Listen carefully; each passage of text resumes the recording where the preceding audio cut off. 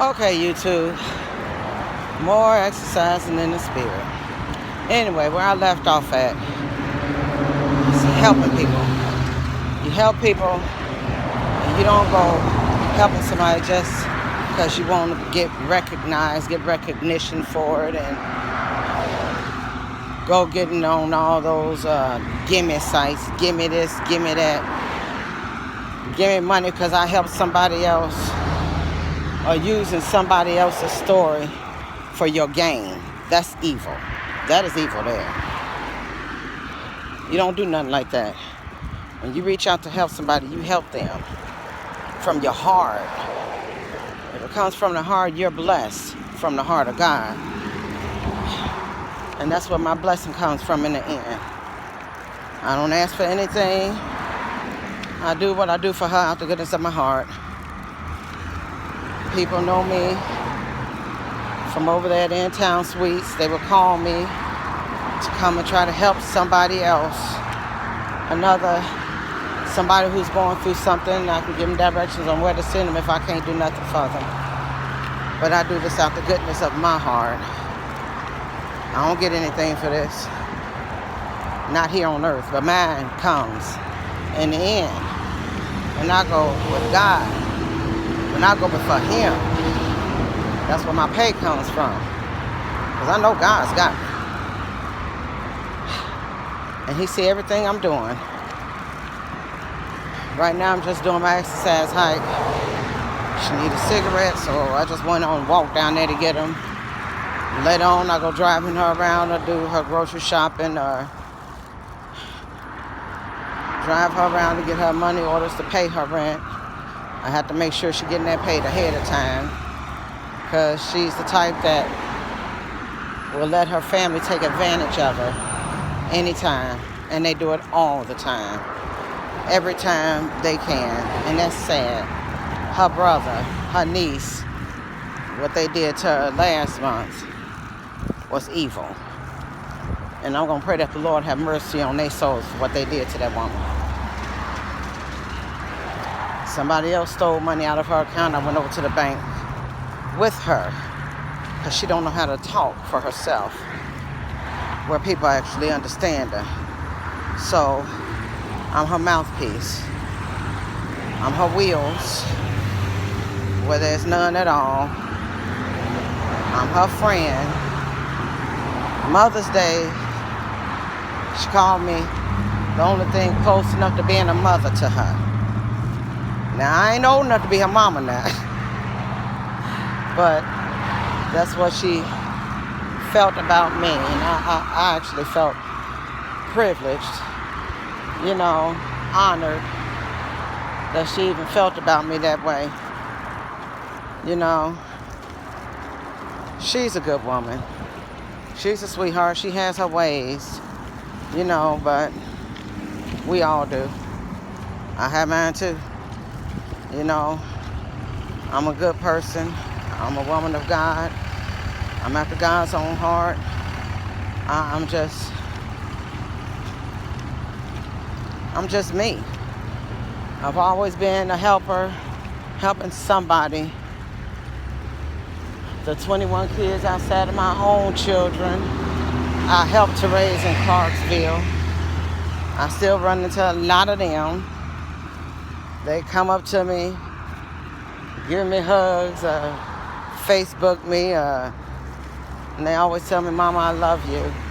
Thank you, Mama, for being there for me. Mama K. That's what they all call me, Mama K. On the stage, I'm Lady K. In the church, I'm Karen Thompson, Sister Thompson. But to God, I am His child. And I want to do right by everybody. I just want to do right by everybody. I don't want to hurt nobody. I won't take advantage of nobody. I just want to help everybody in any way I can to get where they need to be in life. Like I said, I helped her get in her place. I didn't ask anything. I didn't go to GoFundMe That's the page I was talking about. GoFundMe page. The gimme page.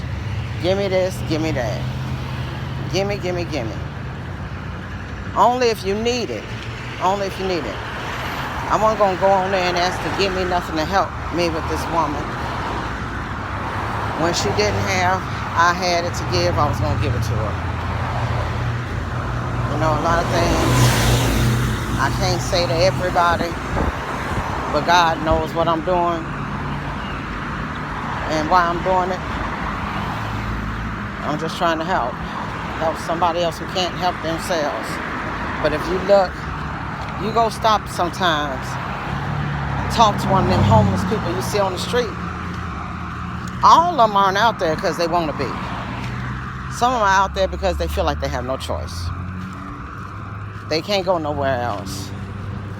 A lot of the ex-felons go through hell on high waters trying to get a place. Just trying to find some place to live, some place to lay their head. And they got to go through hell because of their past. Again, there goes that his story.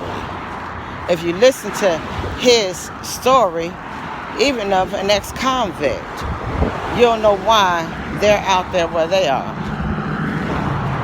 A lot of them, when they were younger, especially black, or you're just a minority, as they call us, who's really becoming the majority, and that's why white men getting mad about it. But the reason that they're in the situation they're in, because they never had nobody to act like they care, to show they cared, and that's all they're reaching for.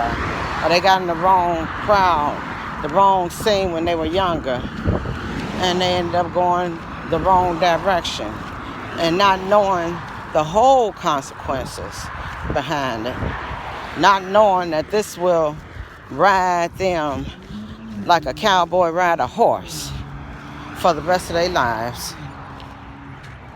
They're going to keep on pulling up that same old past mistake you made, and we all make them. I've made a many, as I said yesterday on Facebook Live. I made a many mistakes, but I've apologized for them. I asked the Lord to help me, help them to understand what I was going through. And like I said, once you apologize, the rest of it is on them that you apologize to. And if they really, truly accepted your apology, like some people I know, they wouldn't bring it back up and throw it in your face every chance they got. Or every time they got a hair up their behind. Or every time things weren't going right for them. So they try to blame you for their mistakes. No, your mistakes are your own when you become an adult.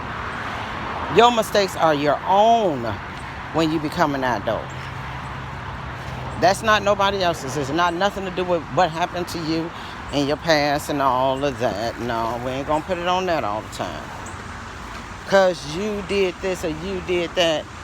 Own your own things, what you did when you were younger. Why is it that some people end up going and saying the things they said or did the things they did to you? What did you do? What did you do to that person? How did you make that person feel when they were younger? You got to ask yourself that question.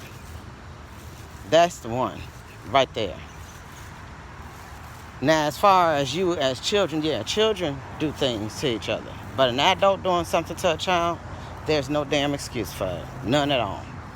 None. Some people say it's because they were molested as a child. Hi, hon, how are you? You don't need to be in this heat too long now.